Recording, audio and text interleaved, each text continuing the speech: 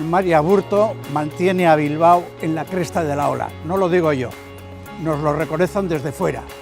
Y eso no solo es autoorgullo para los bilbaínos, es sobre todo un buen emplazamiento para que prospere la economía, para que tengamos más empleos, mejores sueldos. Y además esa economía también ayuda a que nadie se quede descolgado a través de las ayudas y la solidaridad.